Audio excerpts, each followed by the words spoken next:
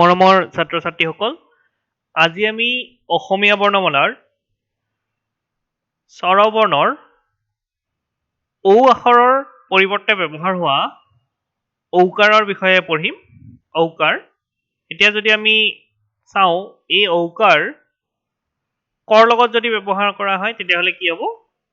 কত ঔকাৰে কৌ, খত ঔকাৰে সৌ, গত ঔকাৰে গৌ, খত ঔকাৰে খৌ, উঙ তাত ঔকাৰে ঔ, প্ৰথম ছ তাত ঔকাৰে চৌ, দ্বিতীয় ছ তাত ঔকাৰে চৌ, বৰ্গীয় জ তাত ঔকাৰে জৌ, জ তাত ঔকাৰে জৌ, নিয় তাত ঔকাৰে। এইটোৰ উচ্চাৰণো কি হ'ব? এই আগৰ নিয় তাৰপিছত উঙ এইবিলাক আখৰত কি হয়? সচৰাচৰ আগৰ যিটো বৰ্ণ বা আখৰ থাকে তাৰ সামঞ্জস্য ৰাখিহে আমি কি কৰোঁ? তাৰ ৰিলেট কৰিহে এই উচ্চাৰণটো কৰোঁ। ঠিক আছে? মূৰ্ধন্য ত তাত ঔকাৰে তৌ, মূৰ্ধন্য থ তাত ঔকাৰে থৌ, মূৰ্ধন্য দ তাত ঔকাৰে দৌ, মূৰ্ধন্য ধ তাত ঔকাৰে ঢৌ, মূৰ্ধন্য ন তাত ঔকাৰে নৌ, দন্তীয়া ত তাত ঔকাৰে তৌ, দন্তীয়া থ তাত ঔকাৰে থৌ, দন্তীয়া দ তাত ঔকাৰে দৌ, দন্তীয়া ধ তাত ঔকাৰে ধৌ, দন্তীয়া ন তাত ঔকাৰে নৌ, প তাত ঔকাৰে পৌ, ফ তাত ঔকাৰে ফৌ, ব তাত ঔকাৰে বৌ, ভ তাত ঔকাৰে হৌ, ম তাত ঔকাৰে মৌ। মৌ মিন্স হানি ন, আমি জানোৱে মৌ খাওঁ বুলি কওঁ যে আমি মৌ ৰস, হানি ড্ৰপ। ঠিক আছে, হানি ড্ৰপছ। অন্তস্থ জ তাত ঔকাৰে জৌ, ৰ তাত ঔকাৰে ৰৌ, ৰৌ এ কাইণ্ড অফ ফিছ, ৰৌ মাছ। ল তাত ঔকাৰে লৌ, ৱ তাত ঔকাৰে ঔ, তালব্য শ তাত ঔকাৰে সৌ, মূৰ্ধন্য ষ তাত ঔকাৰে সৌ, দন্তীয়া শ তাত ঔকাৰে সৌ, হ তাত ঔকাৰে হৌ, ক্ষ তাত ঔকাৰে খৌ, দৰেৰ তাত ঔকাৰে ৰৌ, ধৰেৰ তাত ঔকাৰে ৰৌ, য় তাত ঔকাৰে য়ৌ। এই শেষৰ লাইনৰ এই শেষৰ ক্ষয়, দৰেৰ, ধৰেৰ এই গোটেইকেইটাতে কি হয়? একচুৱেলি এই আগৰ যিটো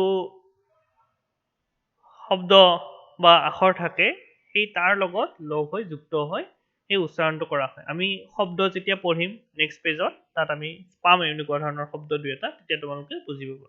ঠিক আছে? ব্যঞ্জন্ত, অনুস্বাৰ, বিসৰ্গ, চন্দ্ৰবিন্দু ইয়াৰ লগত কোনো ধৰণৰ যুক্তাক্ষৰ ব্যৱহাৰ নহয়। ঠিক আছে? এতিয়া আমি এই ঔকাৰৰ কেইটামান শব্দ চাওঁ আহা। কত ঔকাৰে কৌ লিখা আছে, মত ঔকাৰে মৌ, ৰত ঔকাৰে ৰৌ, আমি এইকেইটা আগতে চাই আহিছো। কপৌ দেখিছানে? ক প তাত ঔকাৰ কপৌ। নিতৌ, ঠিক আছে? টকৌ, ভাটৌ, কলমৌ, কৌশল, চৌহদ, বৌ, ঢৌ ৱেভ তাৰমানে, মৌন, যৌগ, ভৌতিক, লৌকিক, লৌহ, শৌচ, সৌ, সৌৰ, সৌৰ। এই দেখিছানে কেনেকে বোলা হৈছে? সৌৰ, তাৰপিছত পৌৰ। ঠিক আছে? এনেধৰণে আমি পঢ়িব পাৰো। আৰু ইয়াত আজি আমি পঢ়িলো ঔকাৰৰ বিষয়ে। এই কেইটামান শব্দ ইয়াতে চালো, এই শব্দবোৰ তোমালোকে লিখিবা। এটা কথা কওঁ মই, তোমালোকে যেতিয়া অসমীয়া আখৰ লিখিবা, আখৰ লিখোতে ধৰা হ'ল ক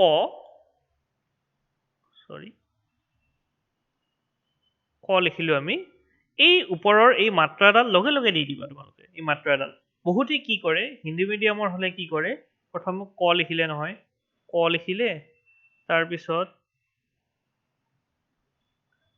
ধৰা হ'ল ক খ ব এনেকুৱা এটা শব্দ ধৰ লিখিলে, শব্দ নাই মই কৈ আহিছো, তাৰপিছত ধুনীয়াকে গোটেই টানি দিয়ে, এইটো নহয়। এনেকুৱাকে তোমালোকে নকৰিবা। কি কৰিবা চাবা, ইয়াত ক লিখিছা নহয়, লগে লগে কৰ কামটো শেষ কৰি দিবা। কৰ যিখিনি আখৰটোৰ কাৰণে, ক বৰ্ণটোৰ কাৰণে যি য'ত দিব লাগে সেই গোটেই চিহ্নবিলাক দি ল'বা, তেতিয়াহে হ'ব। খ লিখিছা নহয়, খৰ কাম এইবাৰ। গ লিখিছা, গৰ কাম লগে লগে কমপ্লিট, যি হয়। হয়, খ লিখিছা, এই খ লিখিছো নহয়, লগে লগে এইডাল ওপৰৰ মাত্ৰাডালো টানি দিম। এইটো সচৰাচৰ হিন্দী মিডিয়ামৰ পৰা অসমীয়া পঢ়িলে এই সমস্যাটোৰ সৈতে মোকাবিলা কৰা দেখা যায়। সমস্যাটো বহুতেই সন্মুখীন হোৱা দেখা পাইছো।